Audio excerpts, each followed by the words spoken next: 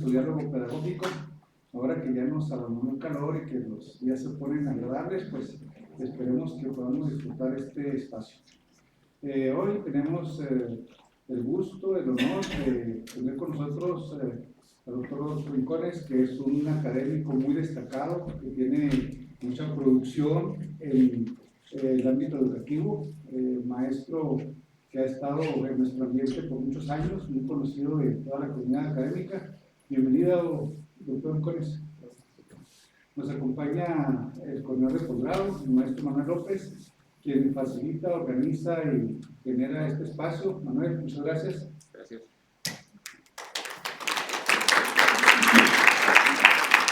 Y nuestro anfitrión, el director, maestro Sergio Guillermo Andrés Díaz. Bienvenido, Sergio, buen día. Muy buenos días a todos. Gran gusto, como siempre.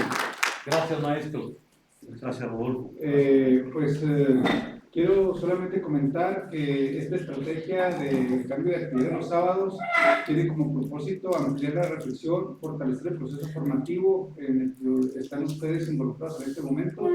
Queremos darles un servicio tan bueno como sea posible, y en esa medida pues tenemos invitados y esperamos abrir espacios de un diálogo diferente y diverso. Nos estamos preparando para el coloquio de epistemología de frontera sobre sociología curricular. Este coloquio, espero ustedes ya tienen ahí una primera invitación, pues nos convoca a dialogar sobre el tema del papel del contenido en los procesos formativos en la educación básica, y queremos revisar las alternativas que estamos ofreciendo desde la Nueva Escuela Mexicana y hacer una lectura razonablemente crítica y viendo las consecuencias que está generando esta propuesta para ver su validación o ver sus áreas de mejora. En ese sentido, estamos abriendo una reflexión. Hoy es este primer evento y ojalá que sea de su agrado. Y bueno, de mi parte es nada más encuadrar el asunto de esta conferencia, y le pido al maestro Armendariz, si es tan amable, pues que nos dé el encuadre institucional correspondiente. Maestro. Mucho gusto, gracias aquí cerca de Rodolfo y de Manuel, gracias. Buenos días a todos y todas, es un verdadero placer estos sabaditos que siempre traen sustancia aquí en la UPNH Unidad Juárez. Comentaba yo con Rodolfo, a quien tengo el gusto de conocer hace algún tiempo,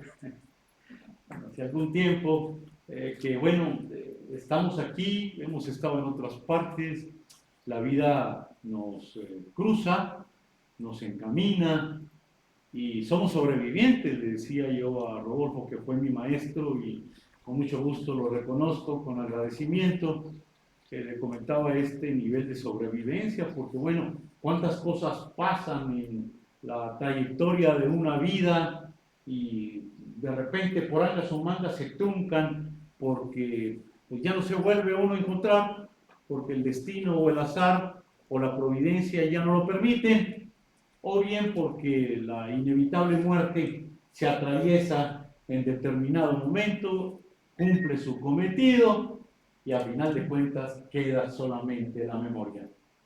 En este caso, tengo el privilegio no solamente de haberme cruzado con Rodolfo Rincones, de continuar el tránsito por el trabajo en el sistema educativo. Él es un destacadísimo maestro, por lo menos con el arraigo, yo sé que es internacional, pero el arraigo lo tiene aquí en la frontera, es limítrofe, es fronterizo, en doble vía, y tiene un extraordinario currículum, una gran presencia, una identidad correspondiente, tanto del lado de El Paso, en Paso, Texas, aquí contiguos, como también aquí, por supuesto, en Ciudad Juárez.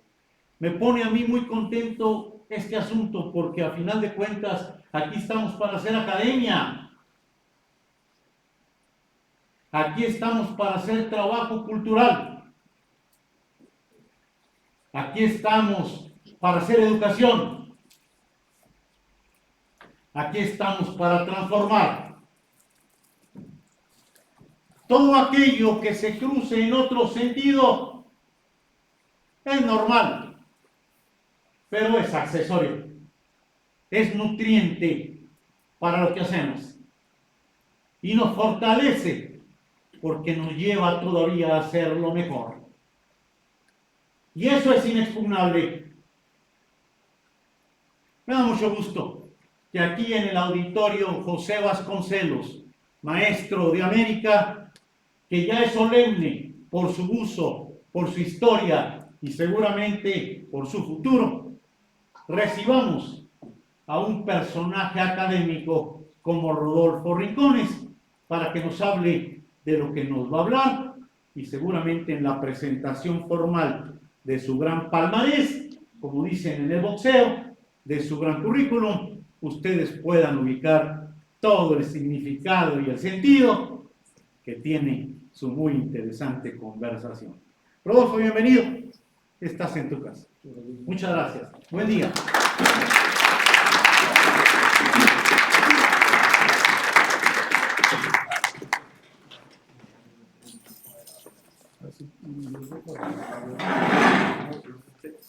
Muchas gracias, maestro. Bien, pues le pido al doctor Luis Monarres Lainez, es tan amable de hacer la presentación correspondiente para iniciar con esta conferencia. Adelante. Y pues dejo.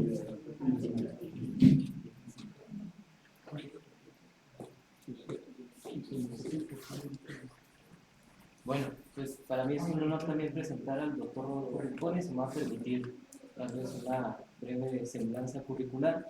Rodolfo Rincones Delgado cuenta con un doctorado en Administración y Desarrollo de la Educación en 1989 por parte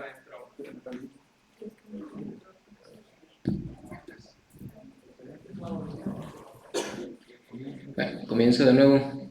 Cuenta con un doctorado en Administración y Desarrollo de la Educación en 1989 de la Universidad Estatal de Nuevo México.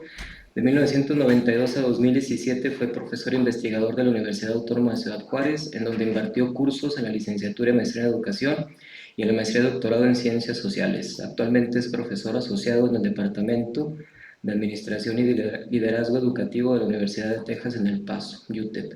Sus áreas de interés son el análisis de política educativa, la reforma educativa, cambio y transformación de las organizaciones educativas, evaluación de programas, metodologías de investigación y análisis comparado de sistemas educativos. Ha publicado numerosos artículos en revistas arbitradas, capítulos en libros y libros.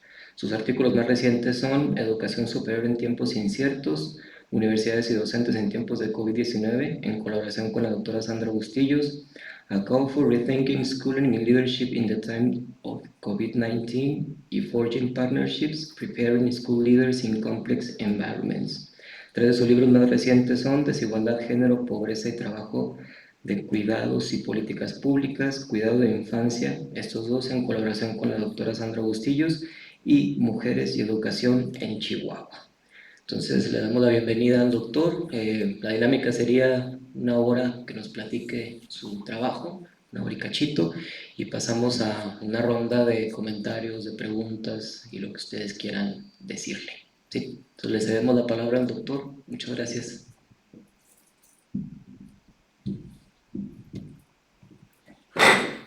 Bien, buenos días a todos y todas. Gracias por su atención y su asistencia. Gracias Luis, a Manuel, Jesús y bueno, Sergio ya se fue, pero les quiero agradecer enormemente la invitación a pues estar aquí en la UPM, en la UPMECH. Antes era UPM nada más y se me va la onda.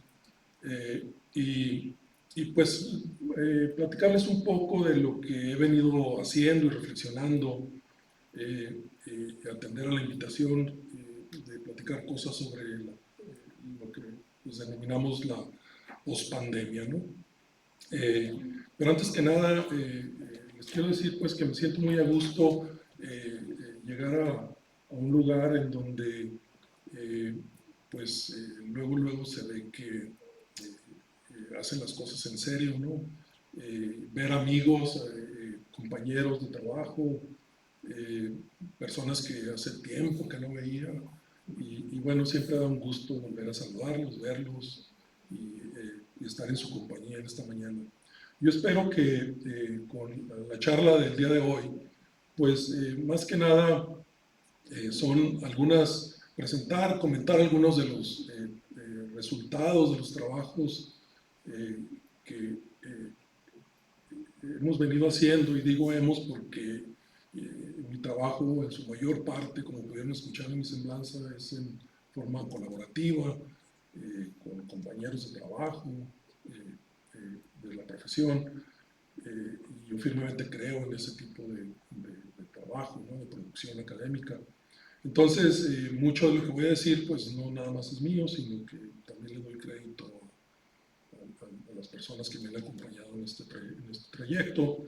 Y otras son también, aparte de los, digamos, resultados comentados más que nada, pues algunas de las herramientas o elementos teóricos que me han ayudado pues a ir pensando muchas de estas cosas, ¿no? No quiere decir que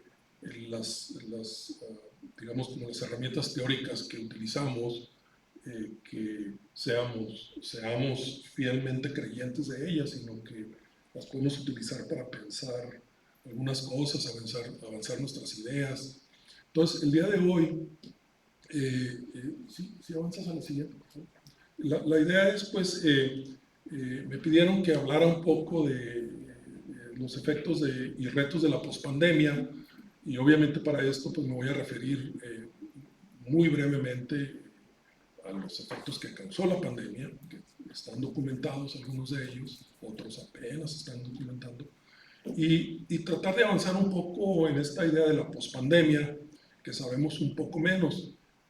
Todos nosotros, creo que no hay ni una persona en este local ahorita en donde no hayamos sentido los efectos de la pandemia e incluso de la pospandemia. Entonces, quizá no voy a decir nada nuevo, pero donde sí quiero hacer una contribución un poco más arriesgada, digamos, es en algunos elementos teóricos que a mí me ayudaron en su momento. De hecho, durante la pandemia, con unas colegas en El Paso, escribimos un artículo pensando en qué podía venir después de que cerramos todas las escuelas, ¿no? De que se cerraron todas las escuelas. Entonces, pensar eso un poco en lo que yo le llamo futuros alternativos, ¿no? Es decir, al no haber una escuela, o estar cerrada la escuela, entonces, ¿qué puede venir después, ¿no? Y por ahí me ayudo de algunos autores, digamos, muy controversiales, incluso revolucionarios, digamos, en su momento, pero que ayudan a pensar estos futuros posibles. Y luego presento dos posibilidades, ¿no? Es decir, pensando en este filósofo, digamos, que no fue un filósofo de la educación, y luego un documento que acaba de publicar la UNESCO, en donde incorpora algunas ideas de este pensador, pero sin fortaleciendo, digamos, la idea de la escuela, ¿no? Entonces, esto, digamos, es digamos, como lo que quizá sea la aportación a lucharle el día de hoy. Si sigues, la siguiente, por favor. Yo quiero empezar con esta frase, oración, porque la pandemia, como ya lo sabemos, acentuó, creó una serie de desigualdades. Y nos hemos estado dando cuenta de que no todas las desigualdades a partir de la pandemia son iguales, ¿no? O sea, entonces, mucho de a lo que me voy a referir va en ese sentido, ¿no? Sabemos, por ejemplo, que la pandemia impactó a niños y niñas, pero la pandemia afectó mucho más a niñas, por ejemplo, y a niños y niñas en los medios rurales. Entonces, para mí es tratar de resolver estas desigualdades en el sistema educativo, en donde quiera que sea, ¿no? Ahora trabajo en El Paso, pero buena parte de mi trabajo es en México, pensando en las desigualdades educativas en México. Entonces, para mí es muy importante pensar estas desigualdades que ha dejado la pandemia, que ha acentuado, cómo podemos verlas, visualizarlas y tratar de resolverlas. Entonces, esto es así como una de las grandes premisas de mi trabajo. Sí, avanza, por favor. Bueno, ya sabemos, y aquí me voy a ir rapidito, porque los efectos de la pandemia en los sistemas educativos pues, fueron multifacéticos y profundos en muchos casos, ¿no? Sabemos de que en el 2020 se cerraron una gran cantidad de escuelas en todo el mundo. Muy poquitas escuelas se quedaron abiertas por ahí, pero pues todos los estudiantes del globo terráqueo se quedaron en casa, nos quedamos en casa viendo qué íbamos a hacer por un rato, y después de pensar cómo le podíamos hacer, pues empezamos a la educación virtual. Y aquí no les estoy diciendo nada nuevo. Lo que sí sabemos es que hay tendencias globales que también se reflejan a nivel regional, pero mucho más particularmente a nivel local, ¿no? O sea, es lo que les digo, por ejemplo, a nivel regional, digamos, aquí en la zona fronteriza, pues los impactos de la pandemia y post-pandemia no fueron iguales en todos lados, ¿no? Entonces, sabemos que la clase, el nivel socioeconómico, en donde se vive en la ciudad, ese tipo de cosas, pues tiene mucho que ver la profundidad de los impactos, ¿no?, que tuvo la pandemia. Entonces, especialmente, pues sabemos que, digamos, abriendo un poquito el foco, el lente en América Latina, que es una región donde se incluye México, que ya se caracterizaba por tener profundas desigualdades, pues la pandemia vino a acentuar muchas de estas desigualdades, principalmente la educativa, ¿no? Entonces, a partir de la pandemia, los sistemas educativos pues enfrentaron desafíos de cómo mantener el aprendizaje, de continuar el aprendizaje, y pues fue a través de tecnología, como lo sabemos, pero otra vez las desigualdades pues impactaron cómo llevar a cabo enseñanza-aprendizaje, ¿no? Porque no en todas las escuelas había tecnología, o no hay todavía, la que había era obsoleta, no era adecuada, entonces sabemos todo esto, ¿no? Entonces, en unos lugares se inició la enseñanza-aprendizaje, los procesos de educación, y en otros pues no se iniciaron, en otros fue a base de papel, de documentos. En ese momento, por ejemplo, a nosotros estuvimos, buena parte de la pandemia la pasamos en Matachi, Chihuahua, y los maestros y las maestras allá tenían que llevar fotocopias a los estudiantes porque no hay internet, no hay otra forma de llevar a cabo el proceso educativo. Entonces, la pandemia nos mostró que no estábamos preparados pues, para ese tipo de actividades, y hicieron mucho más evidente una serie de problemas, no nada más con la tecnología, sino la formación de docentes y la preparación de los docentes, no nada más a nivel de educación básica y media superior y superior. De hecho, ahorita les comento, por ejemplo, con la doctora Bustillos, hicimos una investigación con docentes a nivel superior,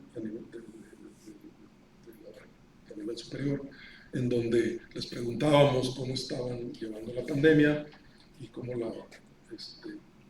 qué tipo de problemas, retos habían tenido o estaban teniendo en ese momento, y cómo le iban haciendo, ¿no?, para resolverlos. Entonces, esto fue indudable en todos los niveles, y también dependiendo del tipo de, por ejemplo, en las escuelas, dependiendo del tipo de clases que se daban, ¿no? Por ejemplo, si yo doy una clase donde no necesito laboratorios, pues era quizá un poco más fácil hacerlo, ¿no? Pero si tenía que utilizar un laboratorio, cuestiones de ese tipo, pues era mucho más difícil llevar a cabo el proceso, ¿no? Entonces, la complejidad del trabajo docente pues, aumentó significativamente. Y luego los docentes estuvimos en casa con niños, niñas, todo tipo de familiares, ¿no?, los que los que viven con sus familias completas, pues era mucho más difícil porque todos tenían que estar conectados, no había computadoras. Entonces, es algo que sabemos, que hemos vivido todos.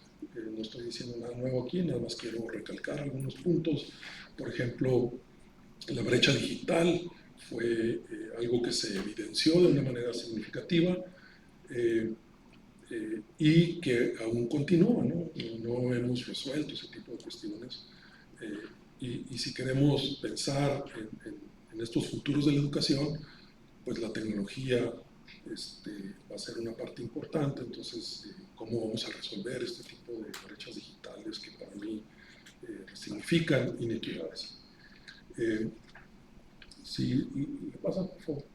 Bueno, sabemos también que la pandemia, en 2 años de estar cerrados las escuelas, pues generó lo que le llaman pérdidas del aprendizaje. En Estados Unidos, por ejemplo, han sido muy puntillosos en tratar de estimar cuánto se perdió en el aprendizaje de los estudiantes. Yo he buscado en América Latina y hay muy pocos estudios, quizá en Chile, en Colombia, han tratado de estimar, ¿no?, cuánto aprendizaje se dejó de ganar o se perdió, dado que se cerraron las escuelas y cómo se llevó a cabo el proceso educativo. En México no he encontrado nada, ninguna estimación de cómo se haga. Hay estimaciones, pero no muy bien hechas, digamos. Lo que importa aquí es que hubo un impacto en el aprendizaje, ¿no? Pero más importante, me parece a mí, porque aquí yo hemos con otros colegas también hecho investigación en las cuestiones de lo que le llaman salud mental o el bienestar de los estudiantes y los docentes. Y aquí, en un par de investigaciones que hemos realizado, nos hemos dado cuenta que la salud mental fue seriamente afectada, ¿no? Sobre todo en jóvenes, en adolescentes y también en los docentes. Por ejemplo, hicimos una investigación en El Paso con docentes, preguntándoles sobre cuestiones de salud mental, y muchos de ellos, como una tercera parte de los docentes, dicen estar estresados. Bueno, dijeron, un poco saliendo de la pandemia, estar bastante estresados, bastante preocupados por la enfermedad, por su trabajo, y trataban de hacer una serie de cosas, ¿no?, para aliviar este tipo de situaciones. En México también lo hicimos con docentes universitarios, y también expresaban en una proporción más o menos similar, estar bastante estresados, bastante preocupados, ¿no?, por su salud mental, por la salud mental de sus familias, y preocupados también por pues, el virus, ¿no?, que fuera a regresar. Y ahorita les comento también que hay lo que le llaman una segunda ola de la salud mental, que tiene que ver ya con el efecto post-COVID, en donde se sigue viendo que hay un efecto importante de la pandemia sobre la salud mental de los estudiantes y de los docentes, ¿no? No hemos salido de esta ola, digamos, y no hemos hecho gran cosa, por cierto, para aliviarla. Entonces, bueno, ya dije que un 4. Si le pasas, por favor. La siguiente es sobre los efectos post-COVID. Eso fue el COVID. El post-COVID es muy parecido, ¿no? Seguimos anclados más o menos en muchas de las situaciones que creó la pandemia, y muchas de ellas se resolvieron, puesto que ya no utilizamos tanta tecnología. Entonces la brecha digital, todo eso se subsanó un poquito, a pesar de que ahí siguen, ¿no? Entonces, la invitación quizá más importante del día de hoy es, ¿y qué tal si tenemos otra pandemia, ¿no? ¿Qué va a pasar? ¿Estamos preparados? cómo nos preparó esta pandemia anterior. Los docentes tenemos mejores capacidades para manejar la tecnología o no. Existe la brecha digital que existía cuando nos llegó la pandemia, cómo la hemos resuelto, ese tipo de cuestiones, ¿no? Entonces, también pensando, pues, sobre todo, mi trabajo tiene mucho que ver con la formación de profesores y de directores de escuela. Entonces, pensando en cómo formamos a docentes y a directores de escuela para tratar de lidiar con las consecuencias de futuras pandemias, ¿no? Que no va a ser necesariamente el COVID. Quizá afortunadamente o desafortunadamente en esta región, pues no tenemos los desastres naturales que podemos ver en otras regiones del mundo, o de México inclusive, pero nunca sabemos, ¿no? Entonces, tenemos que estar pensando en cómo vamos a resolver la cuestión educativa en caso de que nos pegue otra pandemia.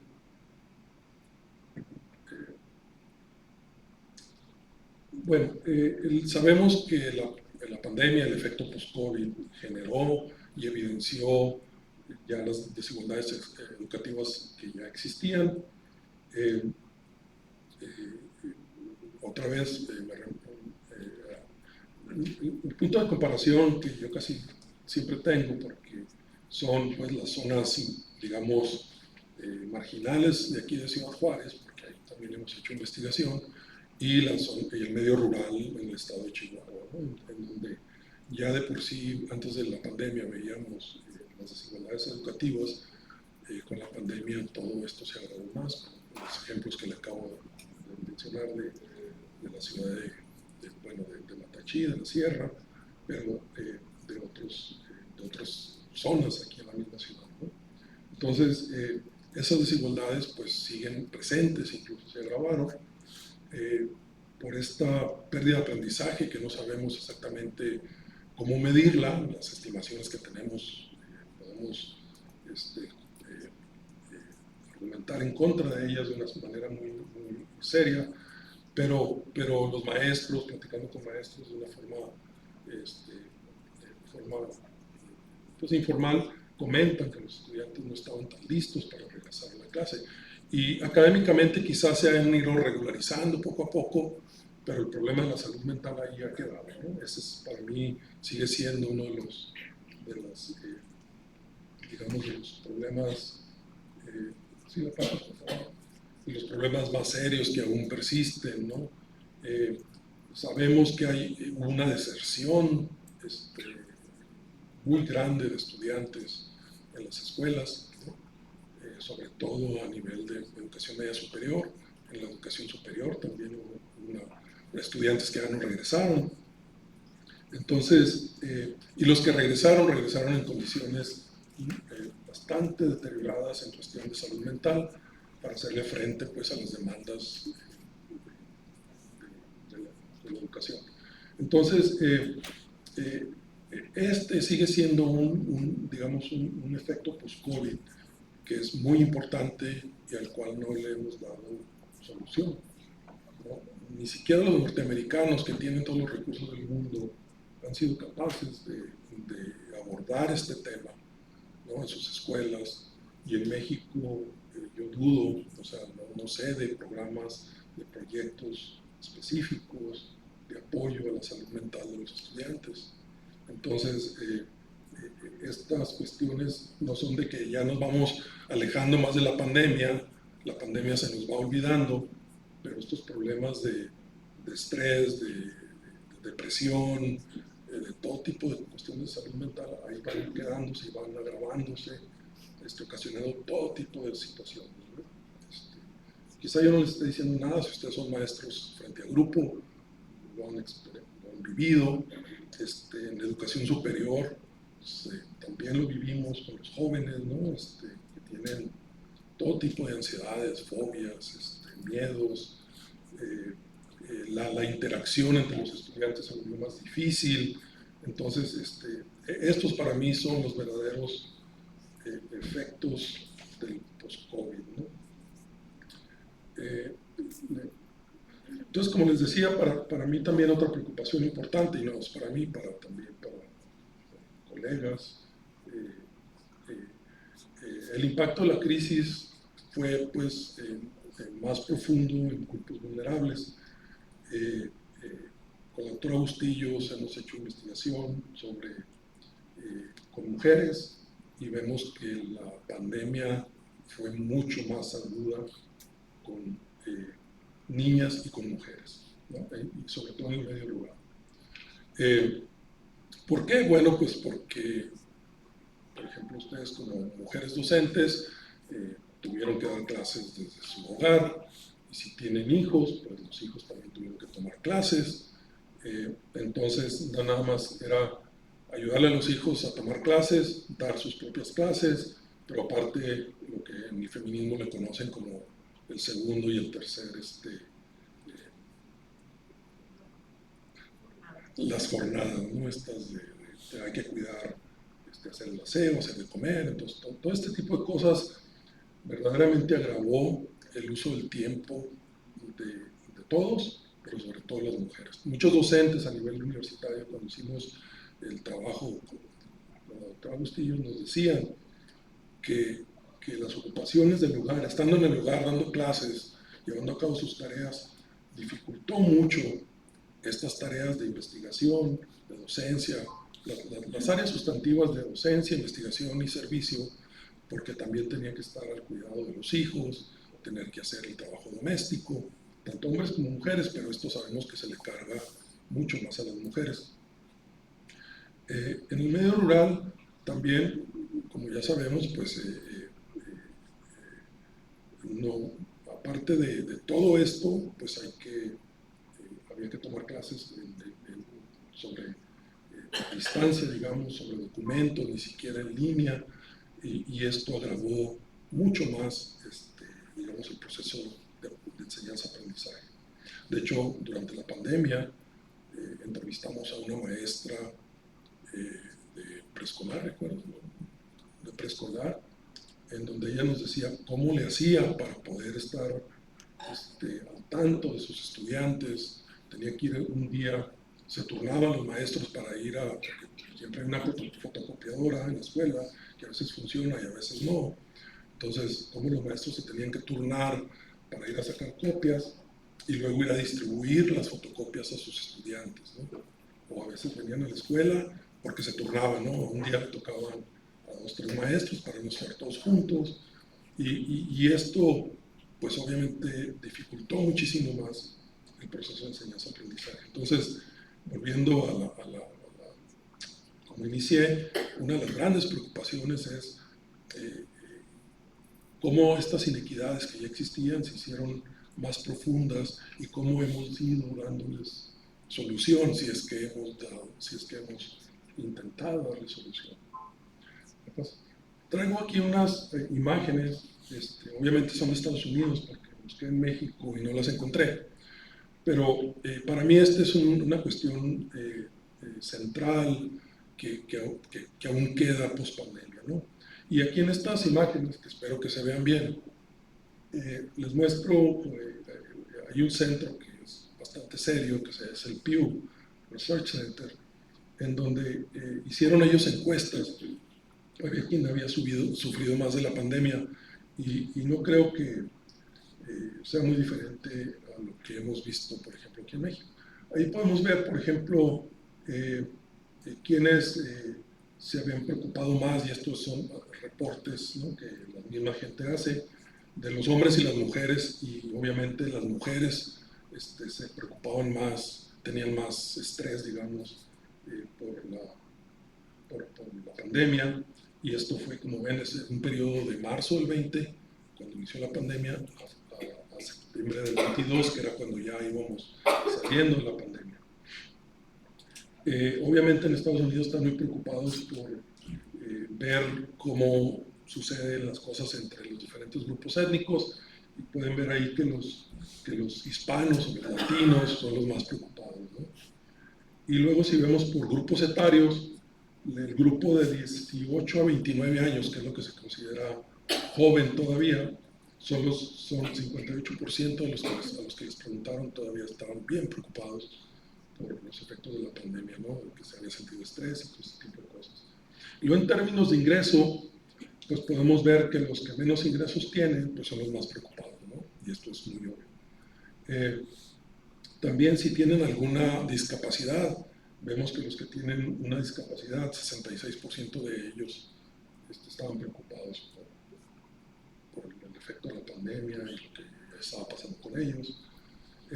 Entonces, estos datos para mí pues muestran algo más o menos de lo que nosotros hemos identificado en México. Las mujeres, las personas de bajo ingreso, los jóvenes, sobre todo los jóvenes secundaria, preparatoria y cuando inician la universidad son los más impactados y las que tienen alguna discapacidad, ¿no? Entonces, esto sigue siendo importante. En México no lo hemos estudiado a profundidad y creo que es uno de los llamados por ahí, ¿no? Bueno, aquí hablo un poco quizá repitiendo un poco, ¿no? De los desafíos que tenemos post-COVID y obviamente es pues cómo volver a involucrar a los estudiantes en el proceso de enseñanza, ¿no? Están ahí, pero otra vez con los problemas de cuestiones de salud mental, quién sabe si estén ahí, ¿no? Entonces, sus aprendizajes, si son permanentes o no, nada más están repitiendo lo del momento, todo ese tipo de cuestiones a nivel ya más neurológico no lo sabemos, no sabemos gran cosa de eso. Las brechas del aprendizaje se agudizaron, obviamente, otra vez, y no sabemos cómo hemos ido resolviendo esas brechas del aprendizaje, porque otra vez, no nada más por regresar al salón de clase, a la escuela, las brechas de aprendizaje que ya existían y que se agudizaron se van a resolver por sí solas. Entonces necesitamos ver qué hemos estado haciendo para resolver esas brechas, no digitales, pero también de aprendizaje. La brecha digital, aumentamos la tecnología, pero la tecnología, como es obsoleta al siguiente día, tenemos que ver cómo le podemos ir haciendo para mantenernos actualizados. Muchas personas esperan, ¿no? Como ya tuvimos la experiencia de 2 años de tener una educación, digamos, en línea, pues muchas personas esperarían de que por qué no seguimos en línea o al menos lo hacemos híbrido. En la educación superior se está moviendo rápidamente hacia ese modelo de educación híbrida. Muchos programas ya están en línea, muchas clases son en línea, o sea, tienen que ir a la universidad a tomar clases, pero una gran cantidad de clases son en línea. Entonces, esa experiencia nos dejó cierta enseñanza para poder ir modificándolos a ese nivel. En educación primaria, en México, me parece que no estamos ahí para nada, ¿no? Y creo que nos va a tomar buen rato movernos en alguna de estas direcciones. En otros países ya están experimentando de una manera más, digamos avanzada en cómo llevar a cabo la educación a nivel básico, a nivel medio, de forma híbrida, ¿no? Entonces, lo cual ya llama también pues, a pensar en la formación de los docentes y los directivos de escuela, ¿no? Aquí en México esa formación no es diferenciada, en otros países es diferenciada, ¿no? Se estudia para ser docente y aparte una vez que seas docente, para ser director de escuela. Entonces, por ejemplo, donde yo estoy en El Paso, pensamos, ¿no? Una vez que ya seas docente, quieres ser director de escuela, requieren otro tipo de capacidades, de formación. Entonces pensamos cómo podemos formar docentes y directores de escuela para esta nueva escuela, digamos, si es que queremos una nueva escuela, ¿no? Nos pone retos, desafíos muy interesantes, muy importantes. La carga de trabajo, como ya se les mencionaba, se aumentó, sobre todo en las mujeres, y si pensamos en la educación, la mayor parte de los trabajadores de la educación son mujeres. Entonces, eso no se ha resuelto del todo, ¿no? O sea, en la segunda y tercera jornada de las mujeres se incrementó y como que ahí se quedó, como que eso no resolvió, como que regresar a la escuela no resolvió gran cosa, ¿no? Entonces, quienes se ocupan de ese tipo de trabajo han estado viendo cuáles fueron así como los sedimentos de la pandemia, qué es lo que quedó, por qué se quedó ahí, ¿no? Entonces, ese tipo de cosas. Bien. Entonces, a continuación, creo que aquí no les he dicho nada novedoso, quizá algunas de las preocupaciones que yo tengo, sobre todo de lo que nos queda post-COVID, pero la reflexión que la pandemia y post-pandemia me hace tener es que si podemos pensar futuros alternativos de la educación, es decir, como les mencionaba hace un momento, si tenemos otra pandemia, si llega un huracán, si hay un temblor, no hay volcanes aquí, pero bueno, cualquier desastre natural que pudiéramos tener, o otra pandemia de cualquier tipo, ¿no? Porque no sabemos qué hay en el ambiente, cualquier cosa puede desatar una pandemia. Entonces, ¿qué vamos a hacer? ¿Estamos preparados? ¿Podemos no ser dependientes de la escuela, como la conocemos ahora y como la hemos conocido por todos estos años, ¿no? Entonces, aquí lo que yo hago es pensar un poquito, bueno, ¿cuál es el contexto de la educación, de las escuelas? Y bueno, y sabemos que el contexto actual que se vive en la educación, no nada más en México, sino a nivel mundial, es muy complejo y cada vez se complejiza más.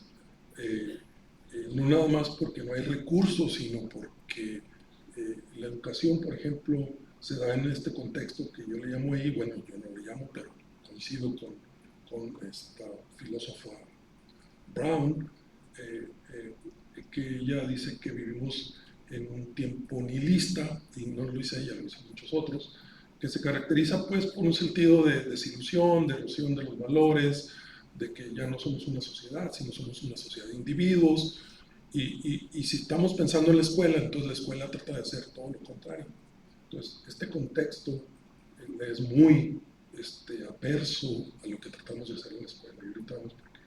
El auge del neoliberalismo, que ya lo sabemos, ustedes lo han discutido en sus clases, pero luego hay un declive, digamos, un debilitamiento de las instituciones democráticas, y una propagación del populismo y quizá de un neofascismo a nivel mundial, ¿no? Entonces, si la escuela es una institución democrática, muchos pensamos que no lo es todavía, pero aspiramos a que sea, pues entonces si hay un debilitamiento de esas instituciones y se vuelven más autoritarias, entonces también tenemos que pensar en esto, ¿no?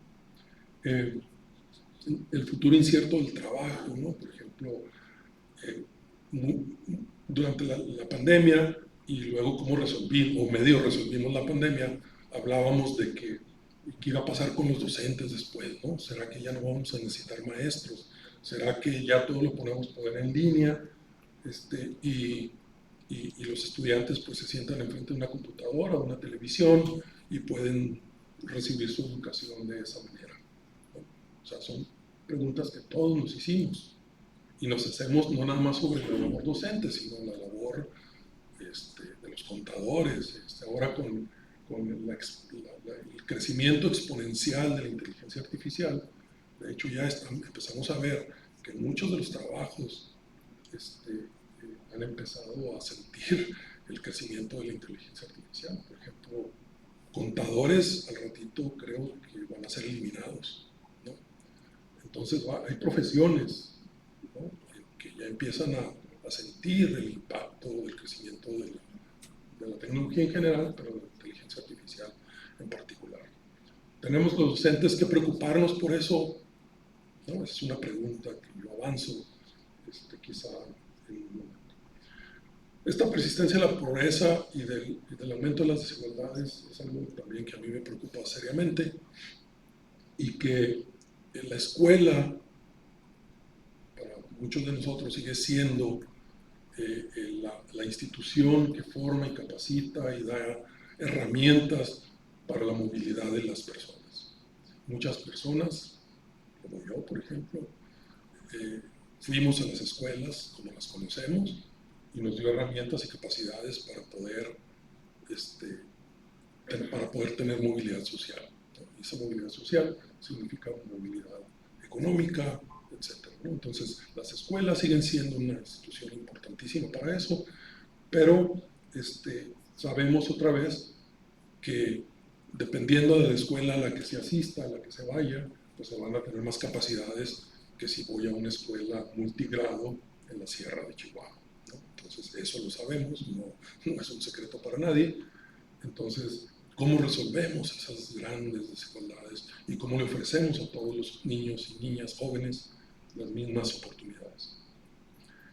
Y el planeta, pues aquí pudiera decirles otra hora, si me invitan luego hablamos de esto, pero el planeta, lo creamos o no, lo estamos poniendo, si no es que ya lo pusimos en un serio riesgo y peligro, ¿no? Entonces, de ahí la preocupación de que si antes no teníamos ondas de calor que duraran hasta diciembre, decían, no, pues si el calor se acababa en septiembre, bueno, pues ahora estamos a mediados de octubre y todavía tenemos calor, ¿no? Entonces, esto es producto del cambio climático, obviamente, y luego no sabemos si va a haber zancudos en diciembre o otro tipo de insectos, o que nos va a llegar un huracán donde nunca llegara un huracán. O sea, el clima ha cambiado de tal forma que ya no es predecible y ya suceden cosas donde antes no sucedían.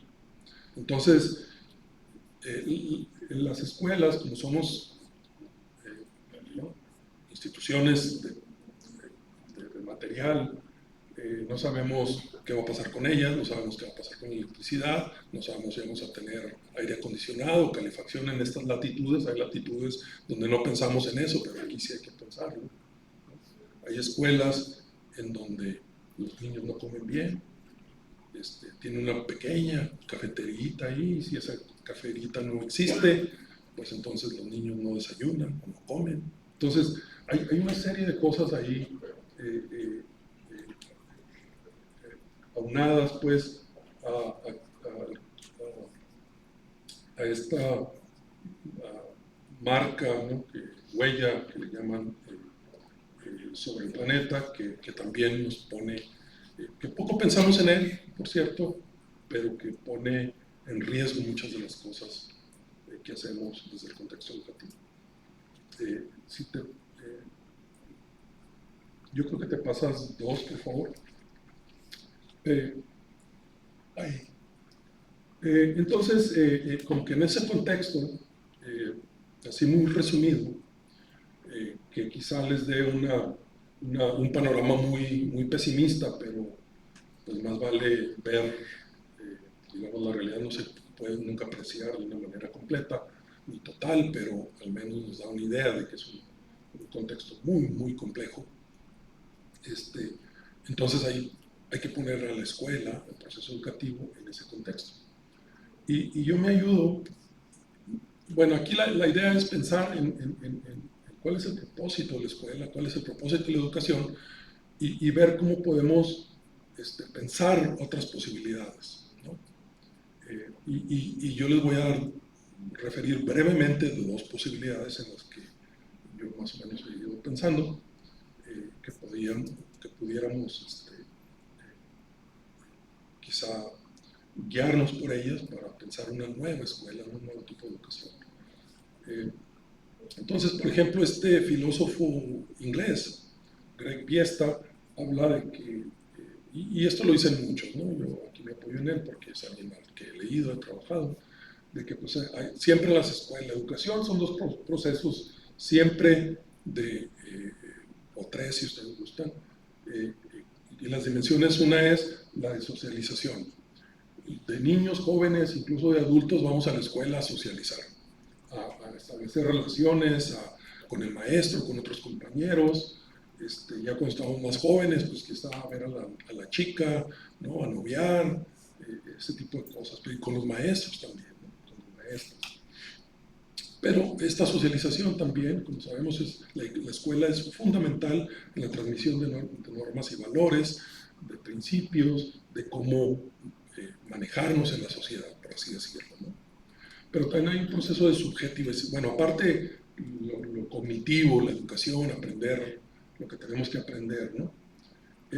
Pero aparte otro es la subjetivización, la formación de los individuos, como quiénes somos, ¿no? Ese tipo de cosas, el proceso subjetivo del proceso educativo, irnos formando una identidad, ¿no? Entonces, eso, la escuela, es muy importante también en sus procesos de subjetivización, y nada más por los contenidos de algunas materias como historia, etcétera, pero también en nuestra interacción. Los procesos de socialización, por ejemplo, muchas veces nos damos cuenta, primero cuando, digamos, las hormonas se nos alborotan, órale, me gustan las niñas, ¿no? Entonces, ese es un proceso de subjetivización, dada la interacción con otros seres humanos. O cómo jugamos, cómo compartimos, cómo nos dicen en la escuela. Y aquí me quiero referir brevemente a un trabajo que colaboramos la doctora Bustillos y yo con investigadores de la UNAM, de la Universidad Veracruzana, de la UPN Ajusco, de la Universidad de Puebla, de varias universidades, en donde hicimos un trabajo sobre, el libro se llama Racismo y xenofobia en la educación básica en México, y está disponible en la página de la UNAM. Y en este trabajo, la doctora Bustillos y yo hicimos un trabajo en las zonas marginales de la ciudad. Y encontramos, pues en México es muy difícil, digamos, hablar de racismo, porque el racismo siempre lo pensamos hacia los negros, ¿no? Hacia la raza negra.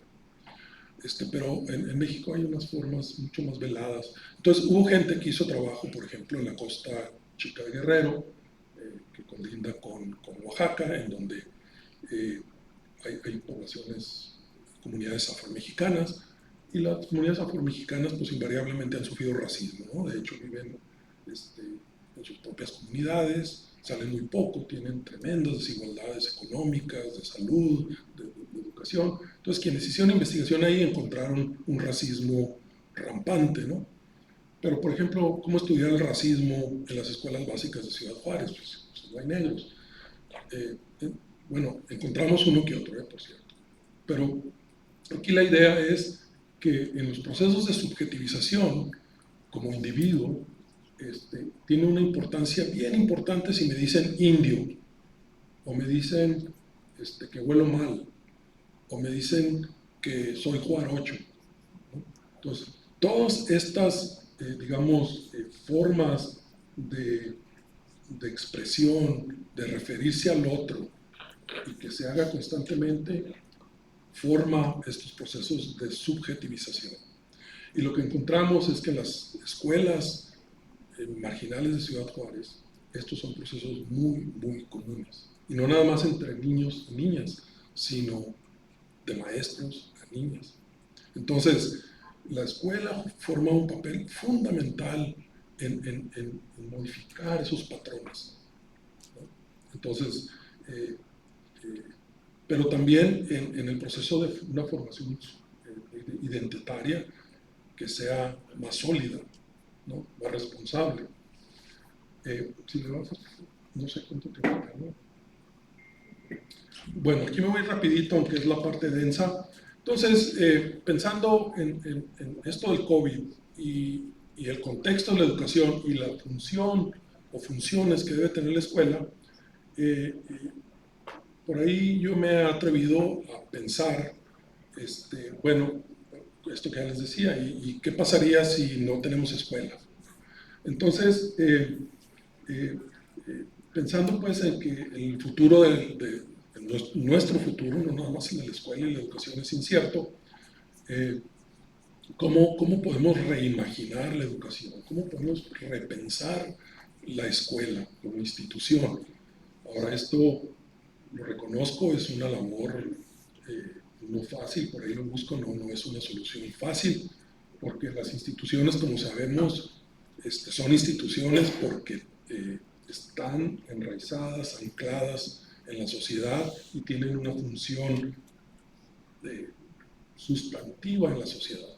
Entonces, pensar una institución para transformarla tampoco es fácil, pero creo que debemos hacerlo si nos queremos ir adecuando a los contextos, a los cambios y por si nos llega otra pandemia, ¿no? Entonces, para mí, la pandemia, pues,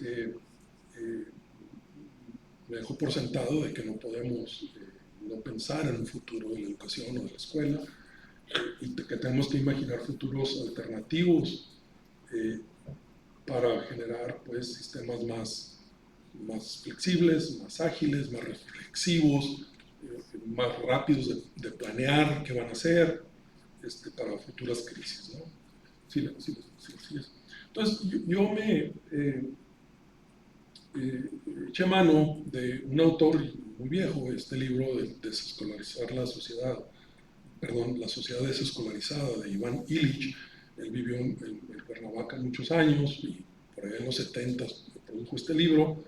Y cuando estábamos en plena pandemia, a mí se me ocurrió, bueno, ahora que no hay escuelas, bueno, sí hay, pero están cerradas,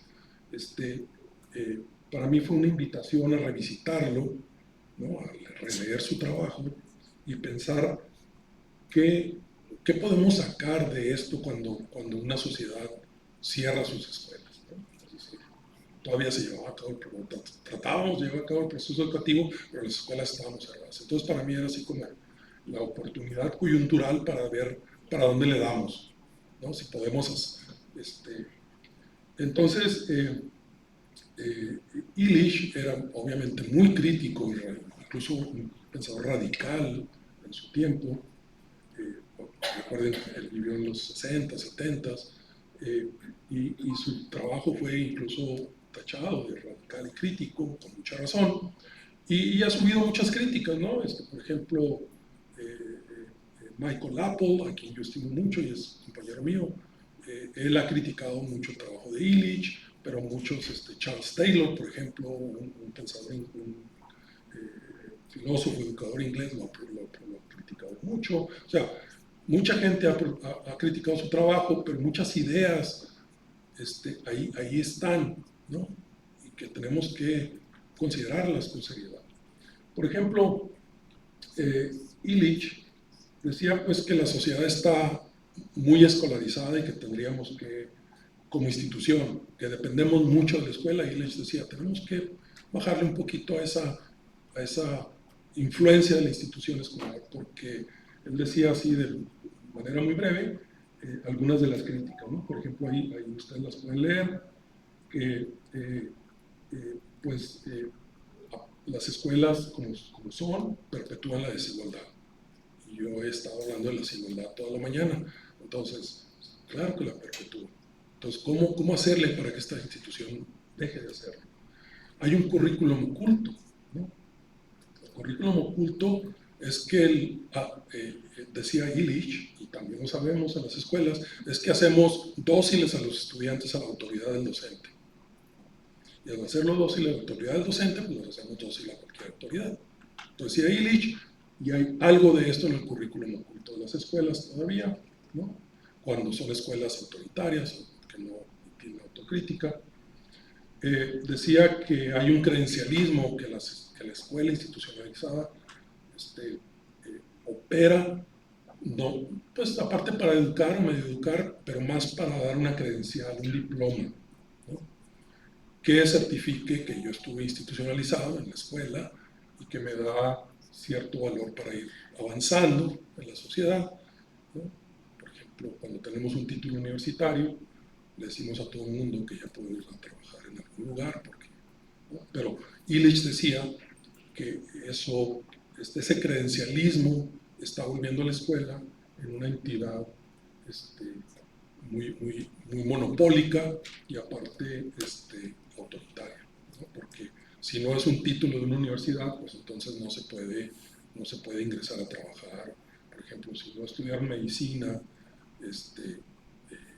y van a hacer una residencia en una universidad, pero lo estudian en otro, pues el que estudia en una universidad, digamos que tiene más renombre, historia, pues esa credencial va a valer más que otra, ¿no? Entonces, eso era lo que criticaba Illich. Y él diferenciaba entre el aprendizaje y la escolarización. Decía, con el aprendizaje no hay problema, ¿no? Pero decía, pensamos en la escuela también como que es el único lugar donde se puede aprender. Y Illich decía, y eso no es cierto, ¿no? Y entonces también nosotros los educadores sabemos que la escuela no es el único lugar donde se puede aprender, ¿no? La cuestión luego viene en que para las mentes apenas tiernitas, jóvenes, pues hay que estructurar ese aprendizaje, ¿no? Y Illich no lo pensaba así, y es una de las críticas que se le hacen a Illich, de que dejar la educación, el proceso de aprendizaje más bien, así abierto, es muy peligroso, ¿no? Porque sí hay que estructurar ciertos conocimientos, ¿no? Bueno, Basil Bastien, un pedagogo inglés, nos mostró ya hace muchos años de cómo tenemos que, digamos, cómo escalonar los procesos de aprendizaje, enseñanza-aprendizaje, para que las mentes que apenas se están formando puedan ir estructurando sus procesos de aprendizaje. Para Illich, obviamente no era pedagogo, pero pues él decía que el monopolio que se dice tener la escuela del aprendizaje es muy peligroso.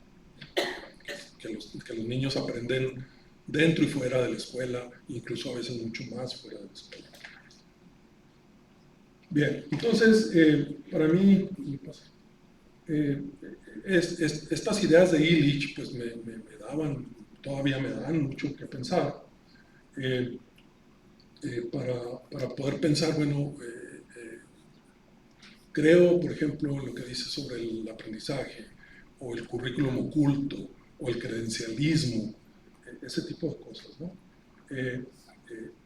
Y si tiendo a creer un poco que hay cierta verdad en eso, pues entonces, ¿para dónde le voy a dar, ¿no? Bueno, esa es una visión, digamos,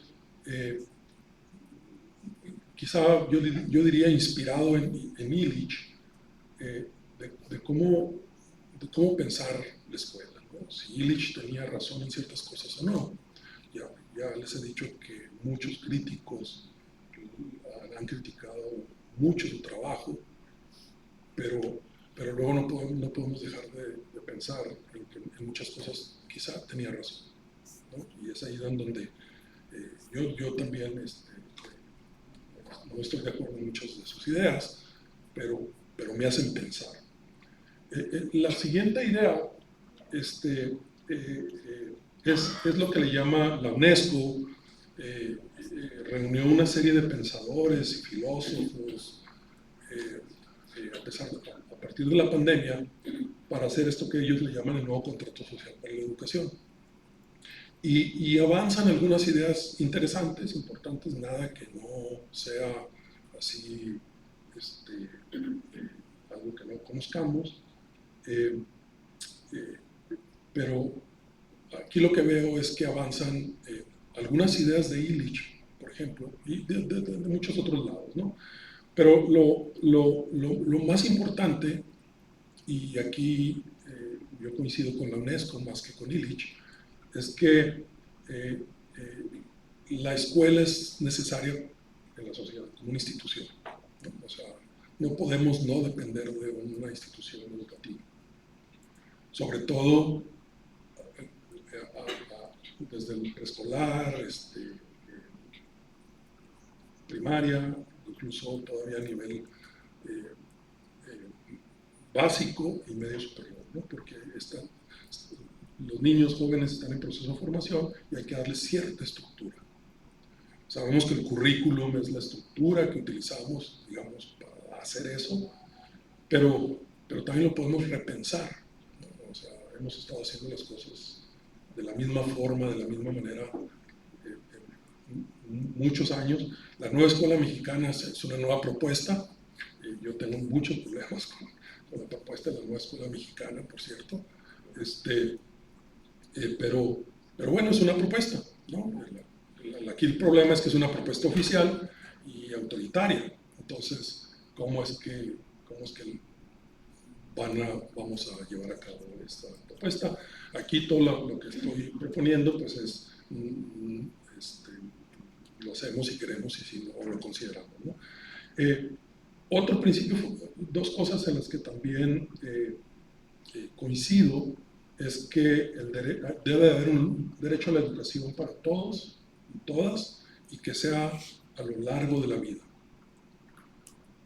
Y el compromiso a favor de una educación con un proyecto público y bien común.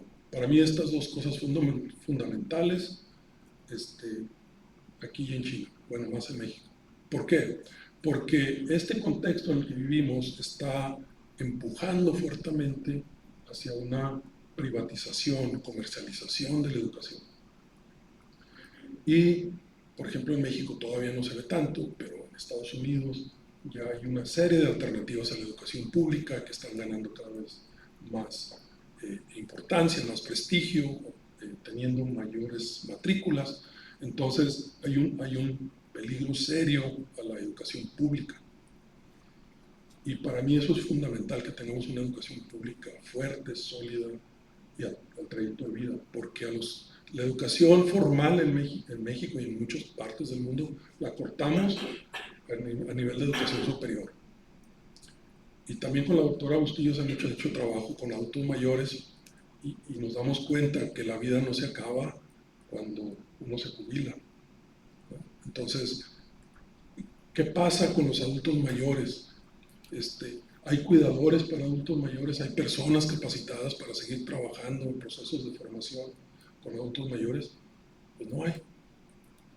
Hay geriatras en cuestión de salud, pues muy poquitos, no hay.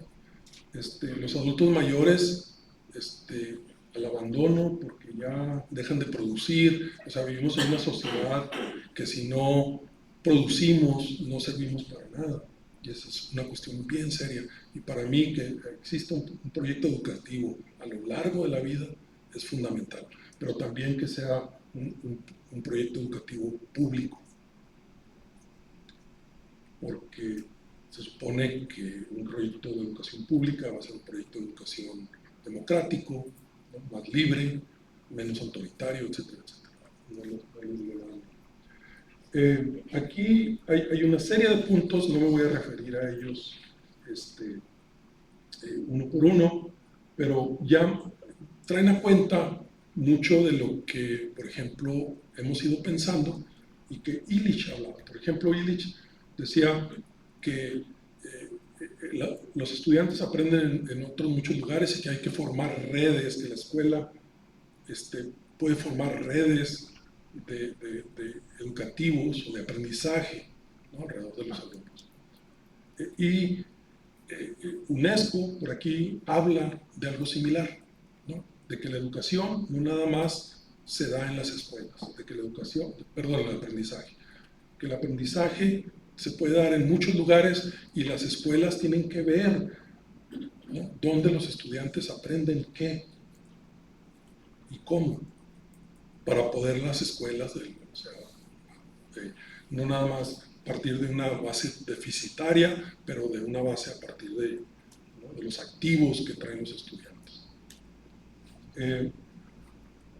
La pedagogía, nos dicen ahora ya no debe ser frontal, ya lo sabemos, sino más en cooperación y solidaria, desarrollando la capacidad de los estudiantes y los docentes. Es decir, los procesos de interrelación son bien importantes. La pandemia afectó la relación entre los seres humanos.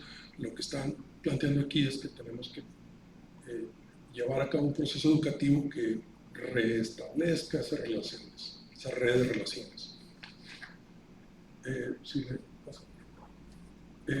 Esto de desprenderse de sesgos, perjuicios y divisiones, pues lo acabo de mencionar con el ejemplo que les di sobre racismo y xenofobia, en donde En México decimos que no tenemos racismo, pero el racismo no es contra negros, es contra parejo, ¿no?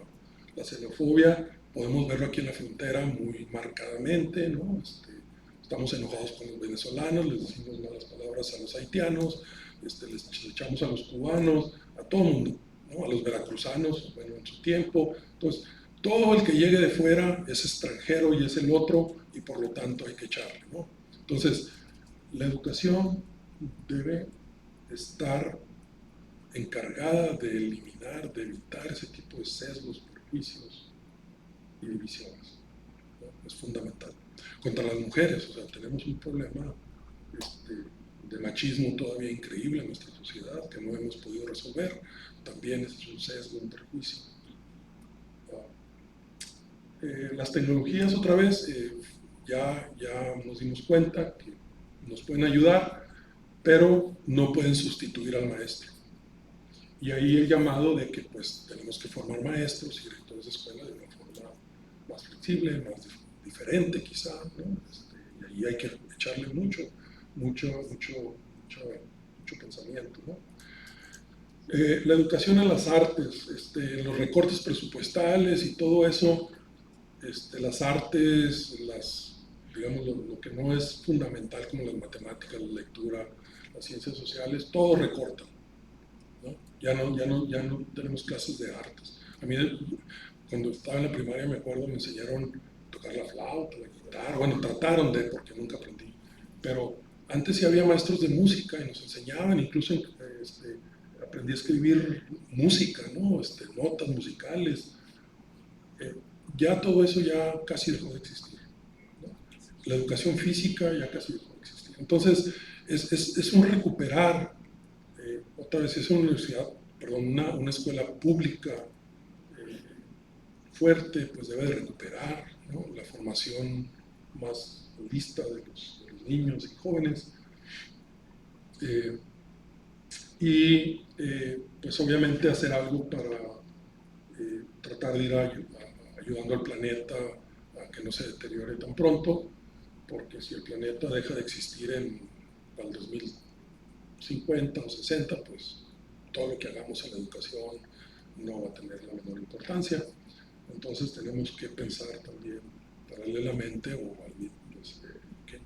qué podemos hacer en la escuela para poder ayudarle al planeta a no deteriorarse tan pronto, pero también a irse recuperando del daño que le hemos hecho. La siguiente, creo que esta ya es la penúltima. Aquí, pues algunos de estos puntos, por ejemplo, esta idea del aprendizaje a lo largo de la vida, ¿no? En diferentes espacios, no nada más en la escuela. La formación de alianzas educativas, que es un poco, por ejemplo, Illich pensaba que la escuela tenía un monopolio sobre el aprendizaje y ya muchos han empezado a pensar, no, pues cómo podemos utilizar, ¿no? Alianzas educativas con diferentes entidades para extender un poco, para fortalecer lo que hacemos en la escuela, ¿no? Eso, por ejemplo, algo en lo que hemos empezado a incursionar aquí en Ciudad Juárez es, con la nueva escuela mexicana hay un empuje por las famosas STEM, ¿no? STEAM, todo lo que es ciencia, tecnología. Las escuelas mexicanas no están preparadas para llevar a cabo este tipo de educación. Entonces han empezado a hacer alianzas, pero sobre todo con entidades privadas, con las maquilas, ¿no? Que están muy bien, pero son preocupantes, ¿no? Entonces hay toda también área que explorar de cómo se están haciendo esas alianzas, con quién se hacen, qué tipo de alianzas, quién pone recursos, cuál es la implicación de una alianza con una entidad privada para las escuelas, etcétera, etcétera, ¿no? Y pues otra vez esto de centrarse en las relaciones personales. Si la escuela es un centro fundamental para la socialización, pues tenemos que reforzar las relaciones sociales, no nada más docentes, estudiantes, sino entre los estudiantes también. Y diferenciar la instrucción o la enseñanza para los estudiantes más vulnerables, ¿no? No hacemos muy bien esto ¿no? Es decir, si hay niños y jóvenes que están sufriendo todavía cuestiones de salud mental, ¿cómo podemos apoyarlos? ¿Cómo podemos diferenciar? Les damos más tiempo para que hagan sus trabajos, etcétera, ¿no? Pero no nada más eso, sino los de las discapacidades, diferentes discapacidades que existen. Sabemos que en México no las atendemos bien, ¿no? En las universidades, donde está ella trabaja cuestiones de discapacidad en educación superior, y sabemos que pues, si tenemos rampas mal hechas, con inclinación de 75 grados, pues ya nos damos de santos, ¿no? Entonces no hay elevadores, no hay cuestiones de braille, o sea, estamos así como en la época de piedra en términos de atender las diferentes diversidades que existen. Y no estoy hablando tampoco, por ejemplo, de las LGBTQ+,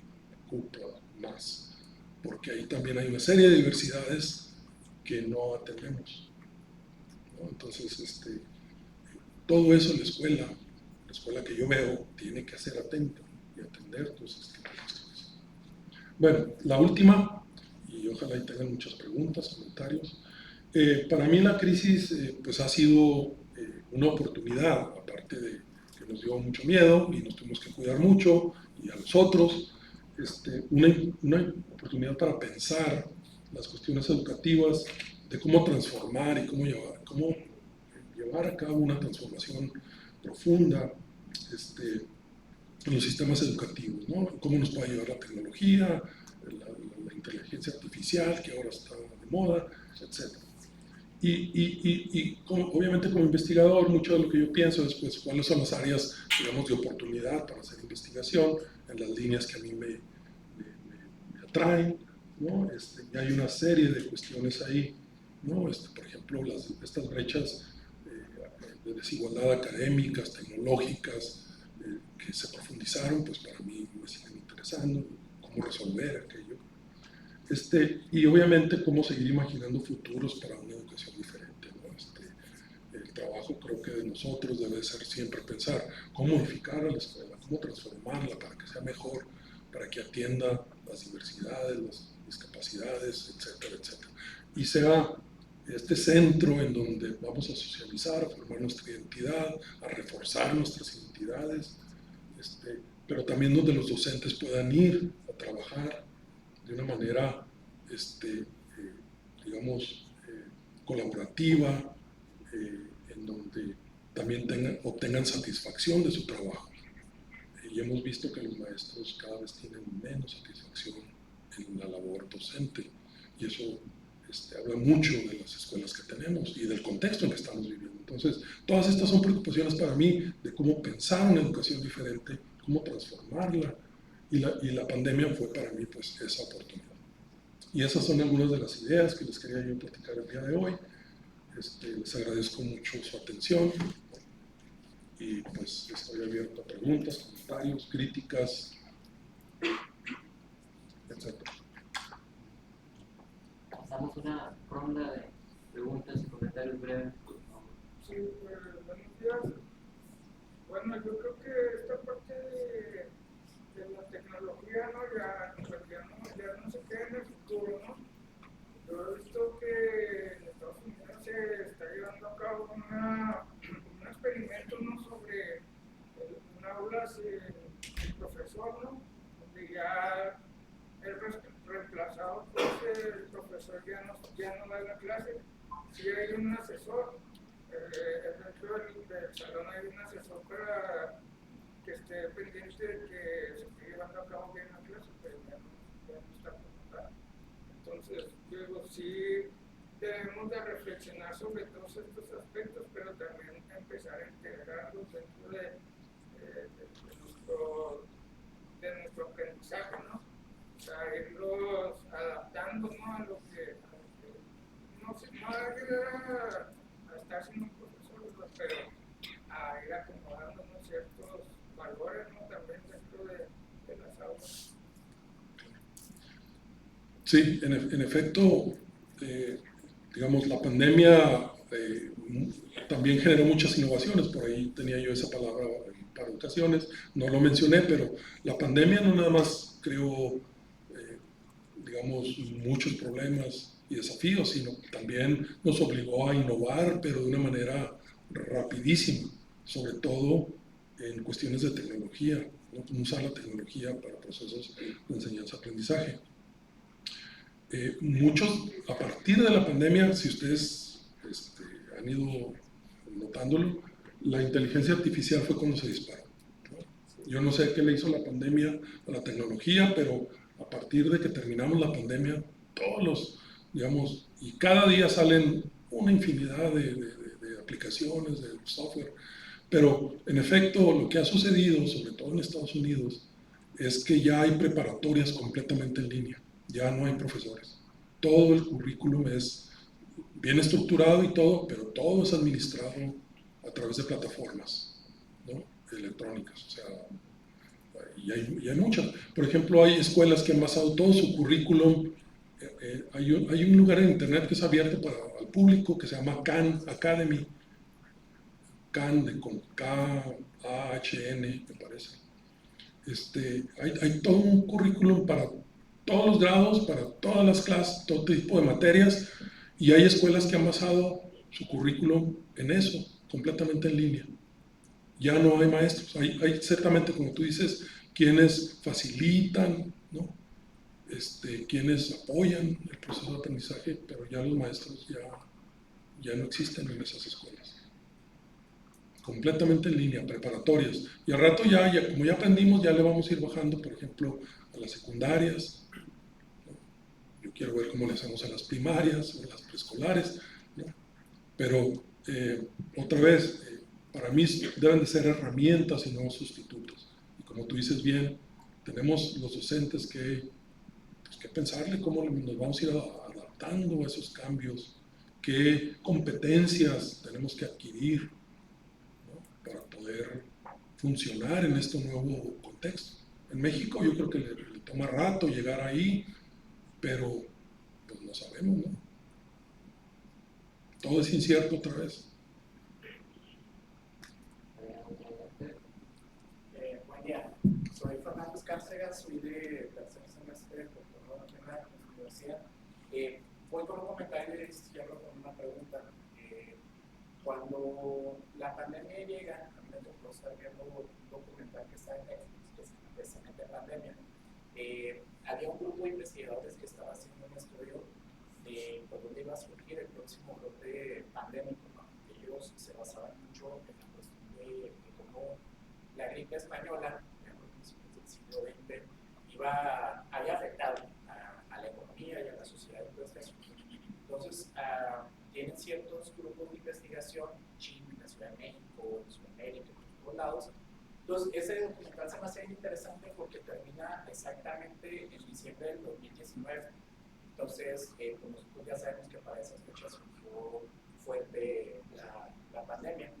Sin embargo, me llama mucho la atención porque fue a partir de aquí, donde, como usted bien lo mencionó, pues nos vino a explicar a todos, nos puso una actividad para darnos cuenta pues, que no estamos preparados para una educación tecnológica, porque esto es una de las críticas que le he hecho muy fuerte, ¿no? al proceso híbrido o al proceso de educarnos en línea, porque nosotros como docentes quisimos llevar la clase que doy físicamente en el aula, llevármela a la computadora, y son procesos completamente diferentes. Nosotros nos damos cuenta, y yo creo que a todos nos tocó, que los chavos no ponían la cámara, nosotros tampoco hablaban, no había participación. Entonces, esto nos deja muchos sesgos en ese sentido. Yo quisiera preguntarle a usted como docente de UTEP, su perspectiva. Ahí le hago la pregunta y quiero, pues primero que nada, pues agradecerle la plática y que me saluda la doctora Bustillos. Tuve la oportunidad de que fue mi maestra en la universidad. ¿Se acuerdan? Andaba dando con la materia de sociología, ecología sociológica o algo así se llama la materia. No, ecología social se llama la materia y ahí la tuve dando la. Entonces. ¿No te llevaron a plantar árboles? No, pero me puse a leer el principio. Y hago mi pregunta. En este sentido, usted está en una universidad en otra realidad diferente a la de nosotros. Yo soy docente de educación media superior y veo un montón de carencias y coincido en esta parte de que las instituciones públicas pues ahorita están buscando aliados con la iniciativa privada, ¿no? Porque pues, no hay recursos en ese sentido para poder apostar a la tecnología. Y le puse aquí en la pregunta, dado que la pandemia aceleró dado que la pandemia aceleró la adopción de tecnologías en el ámbito educativo, ¿qué estrategias consideraría esenciales para garantizar la formación docente para una evolución al ritmo que las innovaciones tecnológicas nos están arrastrando, evitando así la brecha entre las competencias entre los educadores y las herramientas que se deben de implementar? ¿Cómo es la perspectiva desde ya que nos podrían ustedes orientar para que, a pesar de todas estas realidades que tenemos, un montón de carencias, pues nosotros podemos adentrar y poder ir a la par, precisamente como usted decía, de un año para acá, o sea, las inteligencias artificiales se han multiplicado, va muy rápido este proceso, y nosotros los aspectos que llevamos dentro del aula, pues van más lento, y más en una realidad mexicana.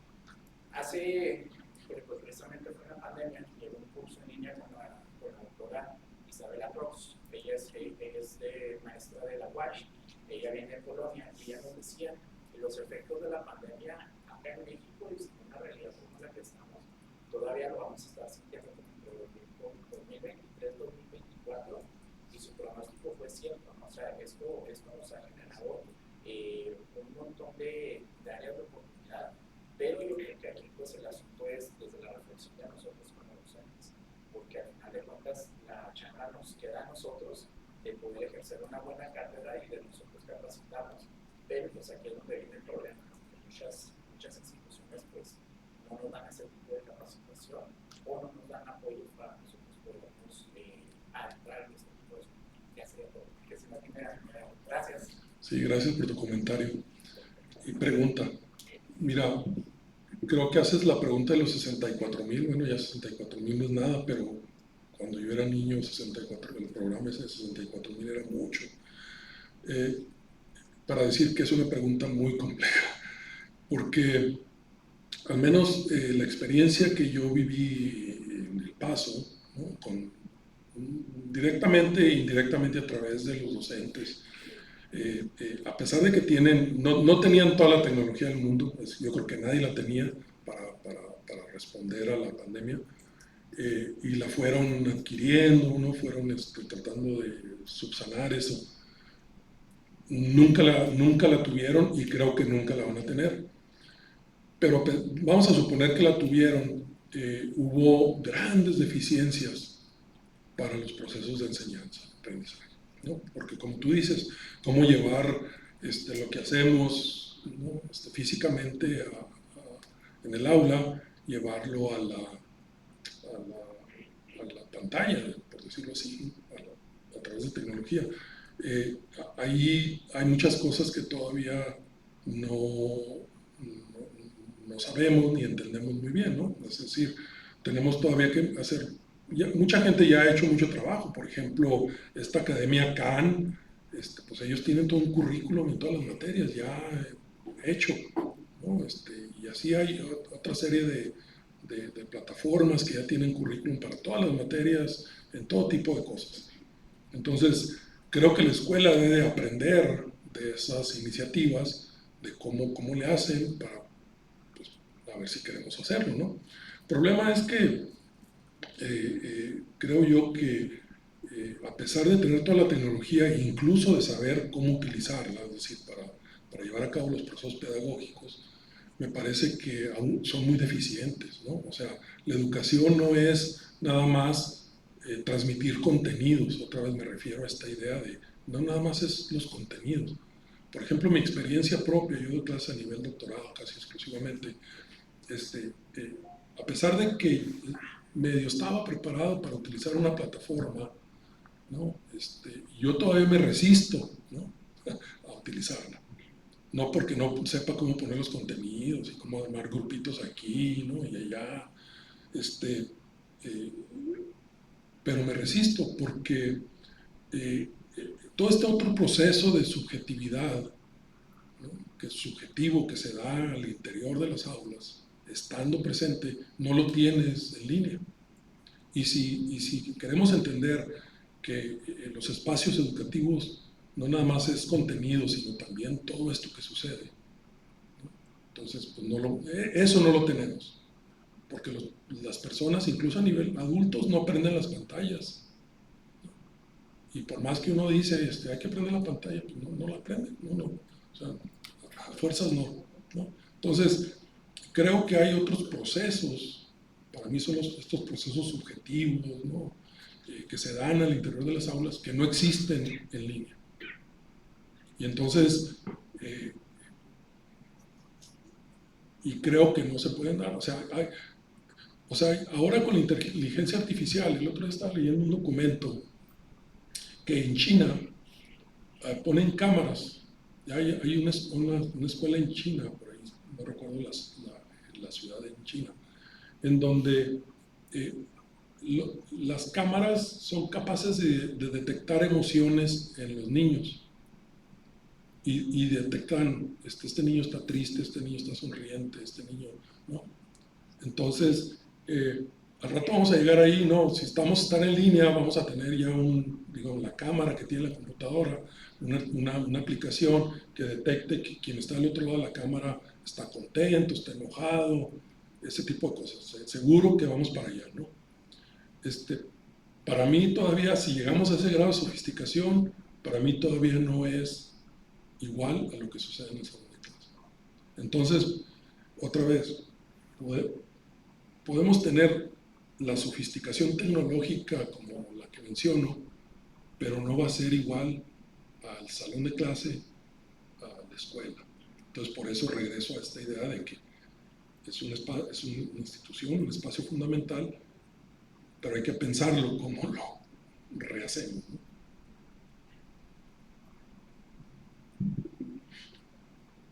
Por acá había otra, ¿no? Para preguntar si, bueno, es que es uno de los estudios que estuve leyendo y quería preguntar si se destacó mucho, si llegó a encontrar como todos estos como tipo factores del analfabetismo digital, no solamente por parte de los papás y de los alumnos, sino también de los mismos docentes que no conocían o que no sabían cómo utilizar estas herramientas. No sé si encontraron también factores así de ese tipo o si fue tomado en cuenta. Sí, lo que sabemos es que los niños sabían más que los maestros, ¿no? Había chavitos que les sabían a la computadora o a la tablet o lo que sea, más que los maestros. Los maestros tuvieron que tener un proceso de alfabetización digital.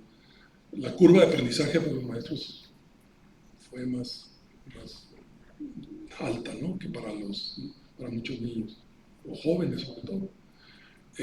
Pero sí hacía mucha falta, ¿no? Y sigue haciendo falta.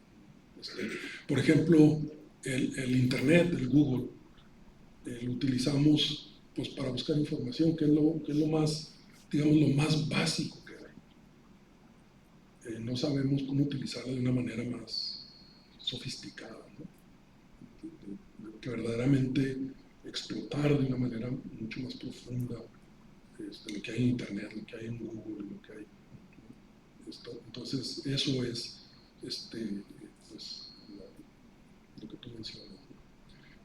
Por otro lado, los padres de familia, pues muchos no tenían, ¿no? Estos conocimientos, destrezas, y también tuvieron que aprender. Lo que me recuerda a tu pregunta es que lo que hemos ido encontrando es que finalmente los padres de familia se dieron cuenta, muchos padres de familia, sobre todo madres, de la importancia de los docentes, de la labor que hacen los docentes, porque muchos padres me han comentado a mí, yo no sé cómo la maestra le hace para que mi hijo aprenda a leer, para que se esté enfrente de la computadora. Yo no sé cómo le hace y tiene 30 o 40. ¿No? Entonces, la pandemia ayudó a revalorar la función docente. De ahí depende que nosotros, ¿no?, sigamos en esa trayectoria, porque la labor docente socialmente ahorita va así como en caída, ¿no? Igual que los policías, o digamos, su valor social ha ido en caída significativamente. Quizás no tanto en México, pero en Estados Unidos ha pasado de que el 80% de las personas dijera que los docentes son parte fundamental de la sociedad, como a un 40% dicen, sí, son muy importantes. Por todo este desprestigio que tiene la escuela, que tiene el docente, ¿no? Entonces, la pandemia ayudó en gran medida a revalorar al docente. Porque los padres de familia se dieron cuenta de que, órale, ¿cómo le hace esta maestra? ¿No? Para 40 niños enseñarles matemáticas y lectura. Y luego a través de la computadora, cuando están ahí juntos, pues tantito, ¿no? Entonces, eso para mí me parece una de las cuestiones que se generaron a partir de la pandemia muy importantes, ¿no? Que quizá no hemos hablado tanto, pero se sabe. ¿Tú tienes una pregunta? Sí. Bueno, más que nada agradecer por la plática, muy interesante. Que no se oye por ahí, dijeron. Nos hemos puesto a reflexionar, ¿verdad? Yo voy más que nada a lo de las políticas educativas, cómo favorecen o desfavorecen pues este tema, ¿no? Y sobre todo cómo se han repartido también los recursos, hablaba usted. Y este programa que lanzaron, ¿no?, de Aprende en Casa, de cómo favoreció o no, ¿sí? En el apoyo, porque muchos, inclusive hablamos de tablets, de teléfonos, pero ni siquiera a un televisor llegaban. Entonces también ahí hubo una descompensación dentro del aprendizaje. Y pues también en cuanto se es favorable el hecho del uso de la tecnología, ¿no? Porque sí nos puede ayudar mucho. Y yo voy más en cuanto a la investigación, porque por otro lado nos hace pues flojo, ¿no? O sea, si realmente nos enfocamos o nos fiamos mucho de que esto lo puede ser. No sé cómo también hay algún impacto De la tecnología. sí. Y cómo las políticas entran a favorecer o... Bueno, primero lo de la tecnología, políticas. Bueno, yo que estudio política pública, te puedo decir que es el mecanismo, las políticas públicas, en este caso en la educación, es el mecanismo que usan los gobiernos, en este caso el gobierno federal y estatales en menor medida, para desarrollar, fortalecer, transformar el sistema educativo, ¿no? En México pues es un sistema federalizado, porque sabemos que el gobierno federal es el que tiene la rectoría de la educación en México, los estados ahí a cierto nivel, en cierta medida, pero ellos, o sea, el gobierno pues, su rectoría es a través de las políticas públicas, ¿no?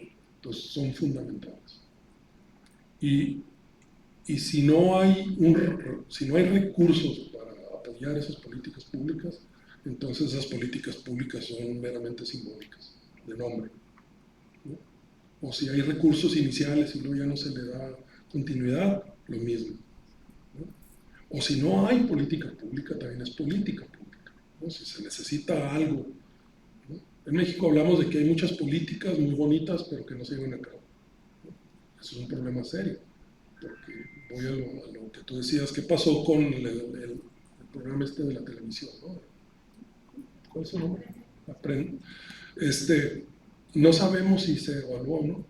O sea, fue una política emergente, pero toda política emergente debe ser evaluada, ¿no? Alguien debe echarle estudio, pensar, ¿funcionó o no funcionó, ¿no? ¿En qué medida?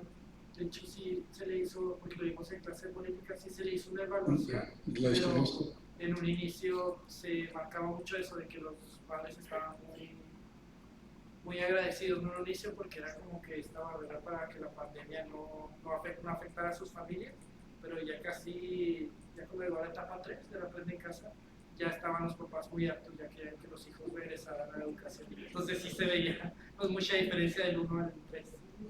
Sí, desconozco eso, qué bueno que se hizo esa evaluación, porque en México, pues como saben, cuando desapareció el Instituto Nacional de Evaluación Educativa, desaparecimos toda posibilidad de entender o tener al menos ciertas herramientas para evaluar programas, planes y programas, política pública en México, y eso me parece muy serio, ¿no? Qué bueno. Y bueno, y por otro lado, pues, tener a los chiquillos en casa todos los días por 2 años es bien problemático, ¿no? Por eso los mandamos a la escuela. Entonces, bueno, Jesús. Bueno, esos son varios puntos los que quiero plantear. Primero, pedirles permiso a ti y a los compañeros si podemos publicar y subir a YouTube la conferencia. O sea, si estamos autorizados para poderla discutir. ¿Se aprueba? Pues sí, no, si crees que pueda servir para otras cosas, sí. No, pues, para quien guste verla y acceder a ella, son tiempos de los que... Sí, no hay problema. A menos de que haya alguien que no quiera que la subamos, pero si no hay ninguna petición, pues obviamente hacemos a su disposición y ahí la compartiremos para quien guste visitarla. Eso primero. Segundo,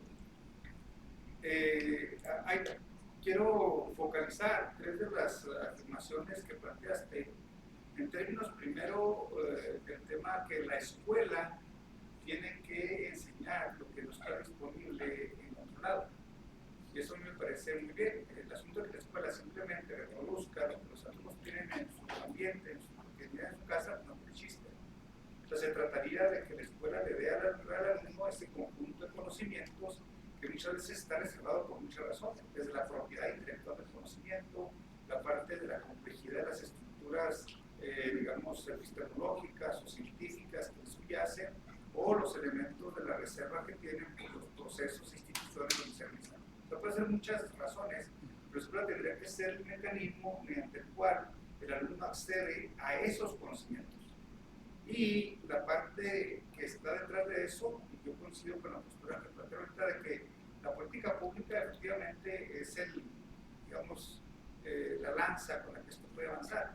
Pero yo ahí tengo una perspectiva un poquito cambiada, que no es tanto la política pública, sino la cultura política. Porque estamos dando por hecho que la clase política quiere el bienestar de todos, y eso no es cierto. O sea, el gobierno sirve a intereses, sirve a una ideología, tiene una perspectiva de trabajo. O sea, no es un conjunto de decisiones razonables basadas en investigación para hacer una política pública basada en evidencias y promover estos procesos y disponer de los presupuestos para eso. Claro que hay toda una concepción y construcción sesgada de cómo se maneja lo educativo, que no tiene contraparte, sino una cultura política ciudadana que la mantenga obviamente en vigilancia para que esta política pueda darse. Y la parte, otras 2 partes, el asunto de la brecha digital, que me parece no solo lo que no sabemos, sino lo que no tenemos, en términos de, otra vez, los recursos disponibles para poder incluir esta herramienta y que esté al acceso de todas las capas de la población, donde es muy diferenciado porque la mayor parte del acceso a la tecnología depende de las condiciones específicas del alumno tiene de acuerdo a su estructura familiar, de acuerdo a su contexto, etc. ¿no? Y la última es el asunto de la parte de las enfermedades mentales, donde en este país no tenemos ni la infraestructura, tal vez ni el personal, ni siquiera las instituciones adecuadas para atender a potenciarlo, junto todo. O sea, al final de cuentas, la pospandemia requiere de una focalización y de políticas muy específicas y muy acompañadas que permita atender de manera estructural todos estos problemas, porque lo que lo estamos haciendo es digamos, desplazando en una negación, o lo que estamos haciendo es poniendo parches muy diferenciados, pero yo no veo ni siquiera en Estados Unidos, no hay ni siquiera una política estructurada, definida, y que tenga este nivel de granulación, este nivel de detalle, donde decimos, ok, aquí están las enfermedades mentales, ¿cuáles son? ¿Dónde están? ¿Cómo se atienden? ¿Quién las atiende? ¿A qué las atienden? Porque generalmente se hace el diagnóstico y se abre demasiado, y entonces las propuestas son muy genéricas y como que tenemos que ir hacia allá. O sea, vamos a incluir la tecnología, sí, pero ¿cómo? ¿En qué medida? ¿En qué medida es un recurso? ¿Cómo formamos a los maestros para que lo utilicen? ¿Qué parte la van a utilizar? ¿En qué procesos? Allá cuando hacemos la estructura más detallada es cuando vienen las dificultades, y ahí es donde obviamente no hemos podido resolver entre la buena intención y el diagnóstico para poder hacer una política sobre todo viable y consistente. Es un comentario. No, de acuerdo. En relación a la política pública, totalmente de acuerdo. Creo que, como dije, es un mecanismo, es el mecanismo de los gobiernos para hacer algo, ¿no? Planear. Pero obviamente responden a intereses ideológicos de clase, de élites. Entonces, ahí hay pues cuestiones que hay que revisar muy seriamente. Hay políticas, hay muchas políticas. Por ejemplo, tenemos una política para atender las discapacidades en las escuelas, ¿no? Pero no tiene recursos, entonces pues, es como si no tuviéramos nada, ¿no? Entonces, pero la falta de recursos, la falta no de política, sino ya de cómo operacionalizar la política, es política, ¿no? Entonces, eso nos da una lectura, y en términos de muchas otras cosas, ¿no? De que la tecnología es importante, bueno, pero si no hay cierta política, proyectos derivados de políticas, pues, y no tenemos recursos para nada de eso, pues entonces también nos dice, hay una lectura que hay que hacer de esto, ¿no? Y bueno, y en México hay muchas lecturas que podemos hacer de todo tipo de políticas, ¿no? En educación. En términos de lo que hablas de la salud mental, muy cierto, ¿no? Incluso, y aquí tiene también que ver mucho con política pública, porque en los Estados Unidos la salud mental es una cuestión privada, particular, de los individuos hacia adentro de sus paredes, ¿no? De las paredes hacia adentro. No es una cuestión pública. Entonces, cuando las escuelas han intentado hacer algo en relación a la salud pública de los niños y jóvenes, hay muchos padres de familia que se han opuesto. Dicen que ese no es asunto de la escuela, que es asunto de ellos. Si hay recursos lo hacen, si no hay recursos ahí se va yendo. No hay una política pública, hay recursos muy limitados porque para eso se requieren psicólogos capacitados, consejeros en cierto tipo de cosas, ¿no?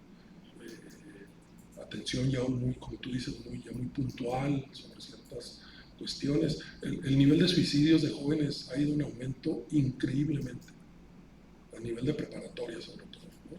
Entonces, son pues, problemas de cuestión social, todas las presiones, todo lo que hay, pues la salida es fácil, ¿no? Bueno, ni tan fácil, diría Camus, diría no es tan fácil, pero la toman. Entonces, en México, pues mucho menos, no creo. Desconozco, no digo que no hay, desconozco que no hay una política de salud pública, salud mental pública, y que esté focalizada a las escuelas.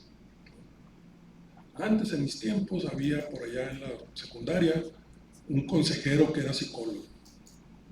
Y ahí, a los que éramos más vagos o que éramos más rebeldes, de repente nos hablaba y nos jalaba la oreja, ¿no? Pero era todo. Ahora me imagino, ojalá y tengan más recursos que los que existían cuando yo fui a la escuela, pero no hay. Y para mí ese es uno de los retos más serios que ha dejado la pandemia, ¿no? Que no se va a resolver porque ahí nos vayamos, porque venga el Halloween y las fiestas decembrinas, o sea, eso no sucede.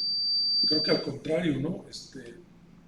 Ahora en las fiestas decembrinas es cuando más se acentúan el periodo azul que le dicen, ¿no? El blue period, donde las estrés y todo este tipo de cuestiones de salud mental impactan de una manera más seria a todo el mundo, no nada más a los jóvenes, pero como tenemos ahí sedimentos de la pandemia, pues no sabemos cómo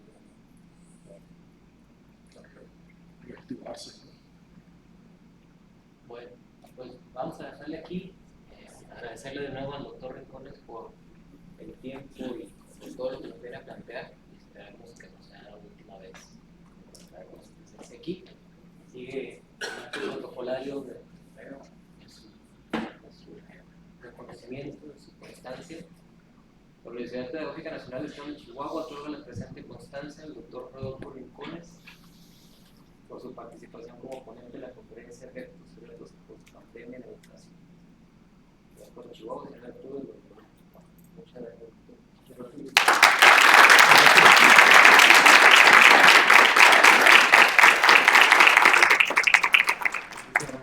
gracias a ustedes por su presencia y por colgarnos con el tiempo.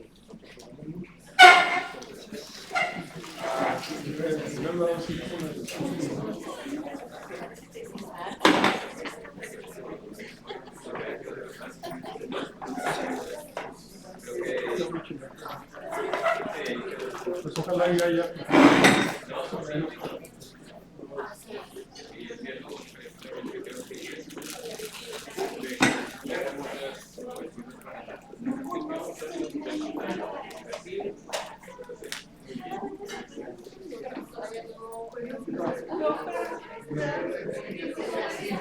No,